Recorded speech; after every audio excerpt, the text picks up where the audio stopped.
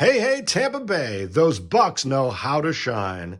Thank you, folks, for tuning in to this regularly scheduled game already in progress. We particularly welcome you folks who are tuning in after watching the extended biopic, Heidi Plays Highlight in Hialeah. Now, the Buccaneers are wrapping up their inaugural season. They're here at home in Tampa Bay with a 3-10 record. A promising season started with 2 straight victories before a hard overtime Week 3 loss to the Bills sent them into a tailspin. Their only other victory for the year so far, a 13-0 blanking of the Jets. For New England, meanwhile, this is a must-win game. They and their AFC East counterparts, the Colts, are fighting for the number 1 spot in that division.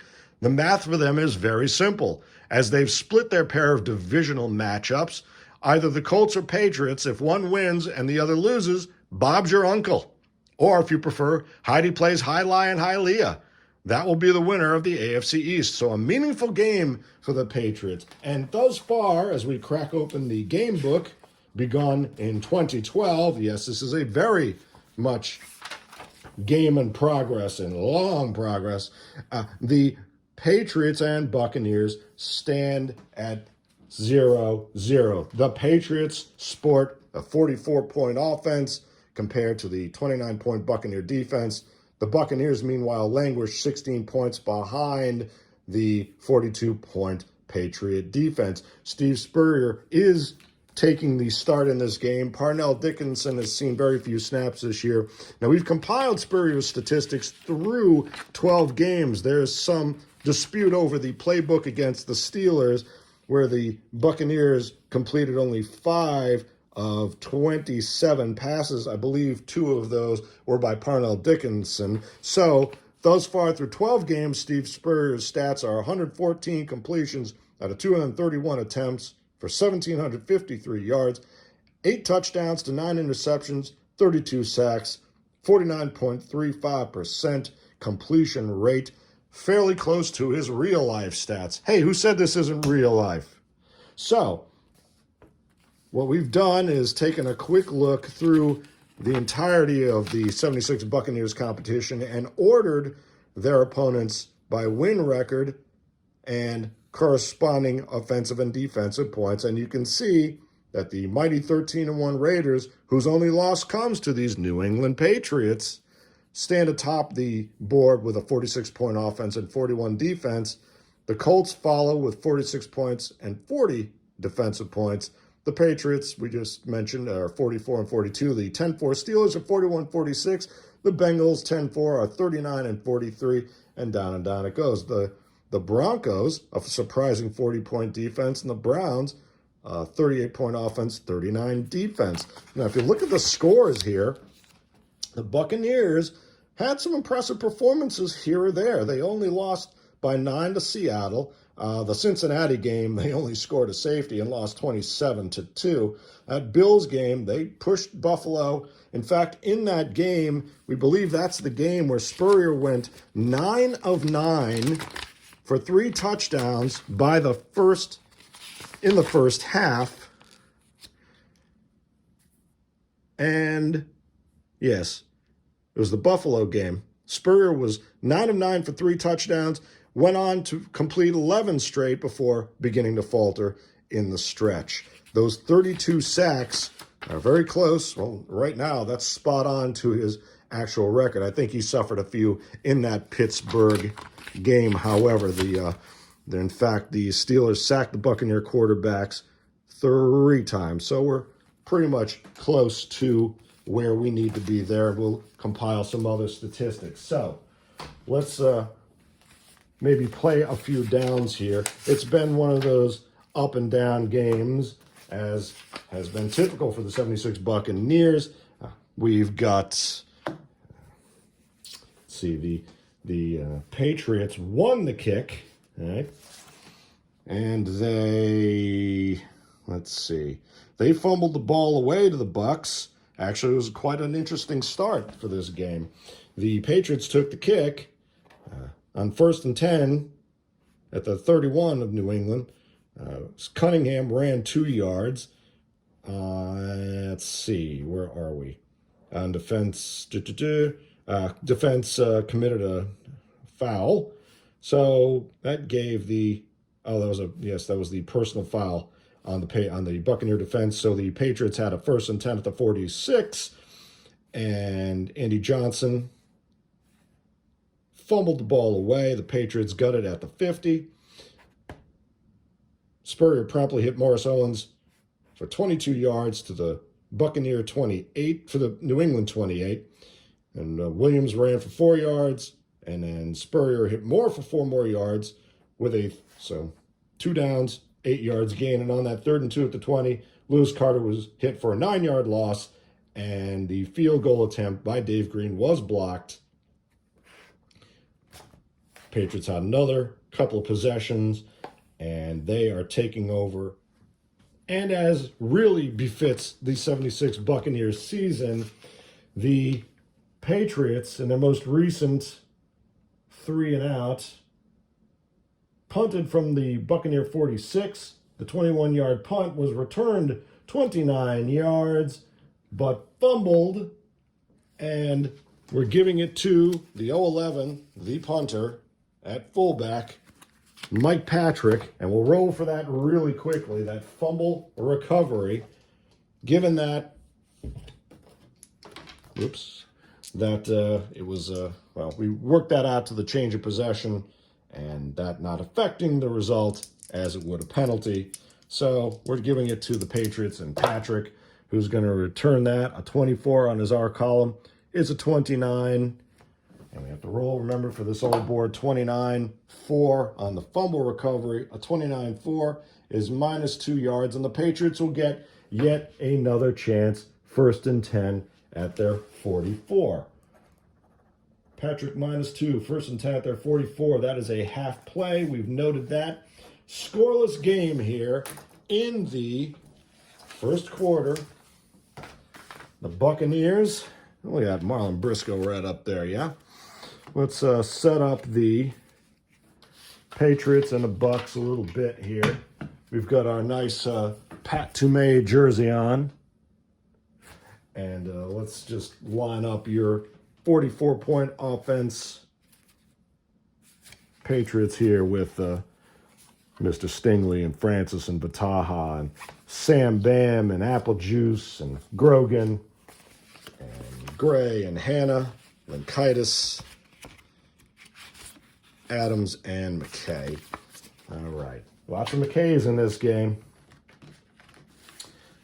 And we'll take our good old John Smith, of course. I remember him from that years later in that 1980 game. And we've also got Don Calhoun here, a nice big 4-point fullback backup. We'll put him in some action here for sure, since this is a must-win, as we mentioned, for the Patriots. The Patriots, interestingly enough, let's just check that secondary, because I believe they are a little at a deficit here. And the Patriots are running a 3-4 technically with Zabel. You know, that 3-4 backer in these old sets got the end and the linebacker there. We don't have to run you through too much of this 3-and-out bowl. We'll just take a look at the secondary being 3. Mike Haynes, the 5. McCray, a 4. Fox, a 3. This is what happened to the Raiders. The Buccaneers, just as they did in real life, the Buccaneers put 17 up on the Raiders. In real life, they scored 16, and that 1-point difference, that 15-point secondary, means Spurrier and his team have some opportunity on the short pass. So, all right. So we'll be seeing a lot of that today, and we're changing our method slightly, not to doing the card shuffling for the play calls for offense based on their run-to-pass percentage and tendencies. Let's just get our McKay, Moore, and Owens here, and Carter, Williams, and Spurrier. We got Parnell Dickinson there, those ones at 66 and 1. Yes, he completed a couple passes late in that Pittsburgh game, And Steelers went easy on them, only 23-6. So, meanwhile, those running backs here, Carter, yes, is a 2. He's got that little halfback pass he can do there. But in terms of his the 2 fullbacks, and Jensen can play fullback or halfback, you got short B, long C there. And, of course, you see Johnson Williams, the quintessential matchup of the scat back 3-5-7 versus the 4-6-8. Although I don't know that Essex Johnson really gets that 3-5-7. He was kind of a big dude. I remember he was a little more punishing than that. If memory serves, we'll see how that, well, we can compare that against the new set that we have. I imagine he gets more all-around numbers. And let's just take our, in fact, Dewey Selman has been injured. I believe he comes back in the second quarter. If we read our game log here, and just to see, you might want to see a play or two of how the Buccaneers have fared this year. It's been an exciting season. I think it's not implausible. Again, you take a look at that chart of how they stacked up points by points their opponents, and the AFC had some great powerhouses this season, but also some real dogs. I mean, if you go back again to the they beat the Bucs beat the Oilers 13-10, beat the Chargers 18-9, and that thrilling Buffalo game led them by a good deal, but let the Bills back into the game, and 27-33 loss. But and then that was really the decisive. Baltimore, Cincinnati really beat him bad. Miami 17-6, not the worst. KC 30-10. The Denver game, surprisingly, against a 40-point defense, it was a 7-3 loss. And then they shut out the Jets, lost 20-3 to Cleveland. Oakland beat them only 34-17. Again, it could have been worse. And in real life, the Raiders put 2 more touchdowns up on them, I think, just because. And the Steelers beat them something like 49-0, something like that. I mean, obviously, at that time, points mattered in the tiebreaker, and the Steelers ended up winning the division, and the Bengals got completely hosed in that only one wild card team era, because now we've got 14, pretty much half the league in the playoffs now. 23-6 actual. I kind of let up on the gas for the Steelers there. And again, you just take a look at that ranking, and you see how these, by the record, by the competition, how the offensive points kind of, start really high. They kind of hover in that middle, and then they drop again. So there's kind of 3 distinct patterns there, and then rock bottom. But Bills are only a 29-point defense, a couple 31-point offenses there that the Bucs could easily handle. Again, that's, the Jets, the Oilers, the Chargers, Dolphins are a 29-point defense, so Buccaneers had some opportunities there. All right. Oh, well, that was, So you see that one. I have not calculated the points for the new set. So in any case, let's just use our tower here and see what we got. Let's just call a few plays, and as yet, we don't really need. Maybe I can fill these results in later. I'll just, let's see, what do we got? Basically inside, outside, run, short and long pass. So, scoreless game. Patriots have it 1st and 10 at their 44 after that punt return mishap by the Buccaneers. So, let's send Cunningham. Maybe actually Grogan. Maybe he'll try a short one to. Should we use the allocator? Oh, geez. We'll use the allocator. How about that? I always like to give a demonstration of how that interception, pass reception table of the 72 to 81 seasons work. Let's say Grogan's going to go short against the standard. We'll do standard line for the Buccaneers, and we'll do a blue die even is a key.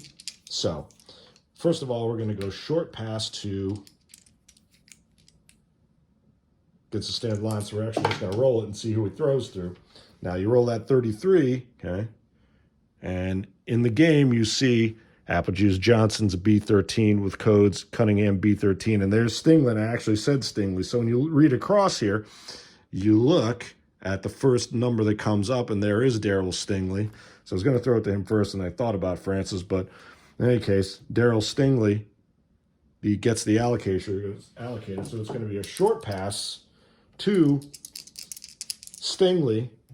The Pats are in a B. The Pats, excuse me, stupid me, are in an A. They're plus 15 in the A. So A offensive index, C receiver grade equals the math of letters equals your B grade. See? A plus C equals B.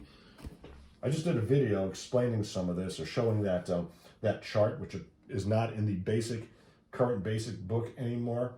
This is going to be a short pass to Stingley. All right, and we'll see if they key him. Yeah, they key it. Okay. So it's 35 on Grogan's card, which is a tough card, but it's a 9. So it's going to be 9. Short pass is in that part of the field. B index, D line, or standard line rather, and that 9 in the standard was a first down and 2, but since they keyed him or using that single die, even is a key, keyed him down to 5 yards. Inbounds to play, 2nd and 5. SP Sting 5, 2nd 5 at the 49, and that is 14 and a half plays to go. All right, let's do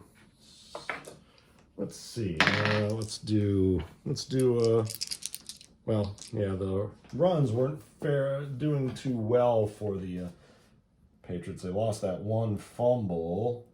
Then the Buccaneers gave it away on the blocked field goal. And so let's do Stingley up the gut standard. Cunningham up the gut is no key. 36 A standard is 35 A standard up the gut inside. 35 A standard. Had that been a B, that's a touchdown TZ. That's 35 A standard is 2 yards and a penalty. So what do we got? Come to TE, and the penalty is a 5. TE 5 equals, what do we got there? 5 equals a 2, and it's offensive offsides. Oh, okay. Bucs will take that break. All right. Move that back. Any offside. And that's going to be a 2nd and 10. Back to the 44. Half play. That's 14 plays with 7 minutes to go. And it's a 2nd and 10. All right, so the Bucs get some breaks, these 76 Bucs. It's kind of magical how they'll get some opportunities and they'll make some stands. And let's see, we'll do Johnson outside against the standard. Johnson outside standard, no key. Johnson, 31, is a 7 outside. That's your 3-5-7 back. 7A standard. Ooh, nice. Big old 11-yard gain. Had they keyed him, that drops you to 8. So, there you go. 11 for Andy Johnson. Bang. 1st and 10. There you go. Johnson 11, 1st and 10. That's a full play at the 45 of Tampa Bay. And one more time, the Patriots are across midfield. All right. I want to do it again. In terms of using running backs or receivers twice in a row, since it's close to the anniversary of Super Bowl 13, you go back and look at the way they used Dorsett twice in a row and twice in a row, Franco 3 times in a row. You just go ahead and ignore that, use one guy, and then the other guy. You can use a guy rarely. On occasion, if you feel like the momentum's there, maybe just sub the guy out for a play, It's I understand they're trying to get you to use them. They're trying to enforce that use the players as they were used in real life thing. So, Let's see. Maybe I'll roll a die here to see what they do next. 1st and 10 at the 45. 1 to 4 would be a run, and 1-4 run, 5-6 pass. It's going to be a run, and we'll do a Cunningham outside standard line. Outside standard line is a 53 no key. Outside standard 53. Ooh, that's that nice 17. Sometimes 53s. I mean, it doesn't really matter. It's a Cunningham outside run against the standard line. Is a 17A standard. That's 12 yards. Remember, they're not to the opponent's 30 yet. So, yeah, nice. That's 12 yards of Mr. Cunningham. Wow, and the Patriot games are in swing now, yeah? That's 1st and 10 at the Buc 33. So, we'll see. We'll show this as the first score maybe. How about a 50-50 mix? 1-3 run, 4-6 pass. Run. It's going to be, we'll take Johnson outside again against the standard line. Johnson, 34, is a 21. It's better than the 22. 21A standard. Again, not to that 30-yard line yet, just that 33. So 21A standard. Nice 5 for Andy Johnson, not keyed. Even on the blue die there. So another nice game, matriculating, as we love to say. Right, and that's AJ 5, 2nd and 5 of the 28. Now that changes the field position, of course. Patriots eating some clock here. Let's say maybe we'll do another 50-50 mix here. 1-4 pass, 1-3 pass, 4-6 run. Okay, it's going to be a pass. We'll make it a. We can still do a long pass to the 25 in the old, up to the 25 in the old game. New game, of course, up to the 30, but in the old game, you can do it up to your opponent's 25. He wants to fling it. No, he's going to go short. He's going to go short. We're going to allocate it based on the chart. He's going to go short. We'll call it a standard line. Just, that's about what you would get. 45. Again, we look and see. We roll the 45. We're going to start looking here at the first code we see that matches what's on the receivers codes. We've got a Randy Vataha as a 5. And he's 5'2", So there are 3 guys, all right? 3 guys who have a C5. He's the second of the 3. So you look in the 3 box here. 1, 2, 3. And he falls within it. If you read that 45 across, C5, 2, 3, he falls within that 2 box in the broader 3 box. So it is going to Randy Vataha. We said standard line. And Vataha is a C, just like Stingley. So Pat's in the A index, throw into a C receiver. We'll throw in the B. Short, whoa, is a 6. D4. B standard, short pass. 64B standard on Grogan's card. That is a 32. And there's where the Bucs will get you, man. Right? So 32. Ooh, that being Spurs. See, Spurs only the 15. Let's double check. There's a Grogan, that big old sack number. Ouch. And that's why sometimes I like to call a G line in a case like that. But in any case, short pass B index, standard line, 32B. And Grogan run out of bounds by Leroy Selman, maybe Dave Perrin, a good old Pat Toomey, who's already covered a fumble, by the way. Pat Toomey, did he recover a fumble? I believe he did. Our Pat Toomey. But, yeah, that's a -9 yards sack. Ran him out of bounds. However you want to imagine that play, that's a big old bad loss. So, SP32, -9 out of bounds. We'll call that a sack, right? That's going to be a 3rd and 14 at the 37. Yikes. Well, now we're thinking long pass, but that Grogan card, ooh, I don't know. That was a half play. It's 10.5 to go in the first quarter. And, yeah, Rudolph Pear, that front 7. Let's take a look at that Buccaneer defense there. Huh? Rudolph Pear, Selman, and Pat Toomey. Gunn, Reese, and Batman Wood. And this is the backers. And your secondary of Washington, Stone, Cotney, and Jordan. So they did enough coverage, gave enough coverage on that play that the front 7 were able to track Mr. Grogan down and force this 3rd and 14 at the Tampa Bay 37. Let's call it a 1 or 6 run and the rest pass. And again, I'm too aggressive. And it's a 6, so we're going to run. Let's run Cunningham outside. There's no draw here, but it'd be against the D line. Cunningham outside against the D. That 12 is a, ugly 25. There's just nothing doing there.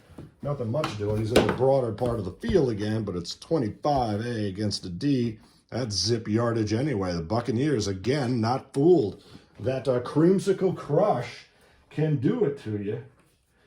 And so, another nice stand. The Buccaneers, whenever they have a stand like this, the 76 Bucs, I mean, it's just incredible. 4th and 4 at the 37. Do we want to try a 51-yarder with Mr. John Smith? Oh, boy. He's got some threes there. Let's just check our percentage. What's it actually going to do? Well, he's from the 37. Now, remember, we have to add, because these charts came out with the original 72 season, the kicking rule change in 74. You have to add 10 yards. So, in fact, he's kicking from the 47, right? You have to add, in this case, because they calculated the line of scrimmage kicking, but the goalpost was at the front of the end zone. So you get that little sheet. This is the sheet that came with the 74 kicking rule changes. So if you have the line of scrimmage here, you have to advance it to the next level of the field goal range on the old board. So he's kicking from the 37. You'd have to read it from the 47, and that would have to be, he's got the threes, so he could make it if he rolls a 3 and then a 4, 5, or 6. Again, you used to have to, in the previous versions of the game, prior to the original 72 season, you had to calculate an A, B, or C index, really excruciating for punting, for place kicking, and all the returns. So we're going to go for it. Johnny Smith, he's got a pair of threes, and the 5 won't do it, right? The 5 will do it if he rolls the 1, 2, 3. So a 3 or a 5 here. Good old Johnny Smith going for it, gung-ho. Ooh, it was a 54.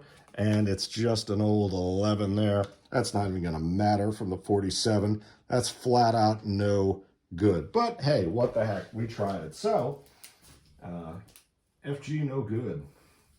And Bucs have decent field position at their 37. 9 plays, 4.5 minutes to go in the first quarter as we wind down here. All right, well, let's show you a little bit of what these 76 Bucs look like on offense. We got to get some magician in there, right? But again, the Bucs, or rather the Bucs want to play spoilers. The Patriots are really into this game. So let's see. Now, the Bucs have taken some shots downfield, and they've got that short pass. Let's do short pass to Owens. Morris Owens against would be a standard line. Short to Owens standard is a 15, but they key it. So 15 is going to be 8, and that is, the B elevates the C. So it's going to be 8B standard. All right, again, C team, B player, B index, and they don't have 16 points in the Patriots secondary. Remember, this is the old game, although I like to use the 8 and 16 point rule in the master game. Mark DeGarabinian's using that. I think I used it in the old video of the Giants Steelers OFAS. As long as they're, obviously the carding is a little different, the point allocation is a little different, but you can sometimes get away with that. Or you can just throw the nickel back in and, you can finagle it here or there. 15 equals 8 to Morris Owens is a 15, is an 8B standard.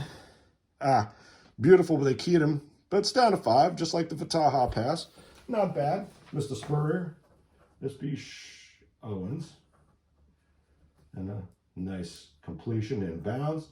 2nd and 5 at the 42. 4 minutes to go. All right. I like a good long game.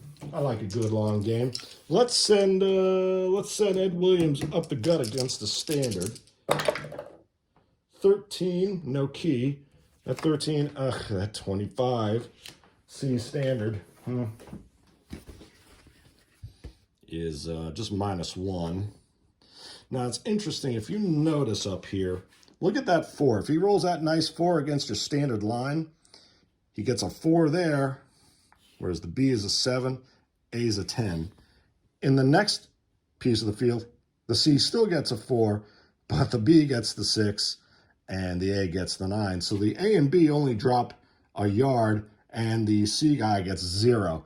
And now, for consistency's sake, even in the 9-yard line to goal line part of the field in the old boards, we split the field 3 ways, the C against the standard plunge play is again 4 yards, and the B and the A lose another yard. So the B goes 7, 6, 5. The A goes 10, 9, 6. Interestingly, right? Yeah, against the standard 10, 9, and then that big drop to 6, but still, I mean, yeah. But the C guy gets stuck there. In any case, that's -1. Williams -1. And that's typical 3rd and 6 at the 41. All right, well, where were we there? Let's just put that up at the 37. And the 5 to 42 to 41. Let's see. We're gonna short pass. It's gonna be a D line. Let's go. Let's go short to Williams against the D line. I mean, it doesn't really matter. 31. All right, is a 9. Williams again. B lifts the index. So it's a 9B against a D. 9BD. 4 to Williams. Yeah, that's not bad. First down is a standard, but 4 yards, making it a 4th and 2. SP will 4 and 4th and 2 at the 45. Oh, man. Are they going to gamble? You know what? Oh, I think we might just gamble here. Go for it on 4th and 2. The Patriots just got that big stop from their defense, and we think, well, you know what? It's the end of the season. Let it all hang out. Got a respectable 3-10 record. Certainly no one's going to be talking about the 76 Buccaneers for the end of time, till the end of time with a 3-10 record, right? I mean, hey, the 60 Cowboys were winless with 1 tie in their 1960 season, so 0-11-1, that's bad. The Vikings, I think, won 3 in their inaugural season in 61.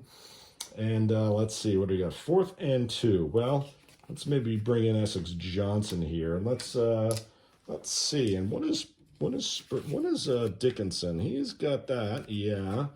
And what else? What other trickery could we pull here? Maybe we do about an end run. Owens doesn't have enough juice there to do an end run, really. Bob Moore has got some great, I mean, he's just 15s and 16s, period. I almost wonder. Let's see. Maybe we'll do, if, we'll call it, let's make this up, an interesting draw it in the dirt kind of a thing. 1 to 5 will be Essex Johnson outside. 6 will be a flea flicker to Moore. How about it? A flea flicker outside to Moore. That's a 1. So it's going to be Essex Johnson outside, and we're going to call it as a standard line, right? Standard line, the key at 45 is Johnson as a 9. Okay. Ooh. This is why I like the lookup. This is why I like the lookup. I don't like it on the card. I like the style here. C index, standard line, 9. Oh my goodness, is 4, but they keyed him down to, oh no. Now that's just hurtful. See the B index, ooh, that's a killer to the 11. Remember, that's a, oh my, oh man. If he had the 7, if he'd hit that 7, 9, C index, standard line. See, the 7 down to 9 would have been that, but keyed him off, 0 yards. And that is the heartbreak of the 76 Buccaneers. Oh my God. Johnson 0. Patriots get the ball on downs at the Buccaneer 45. That's what it's like to be the 76 Bucs.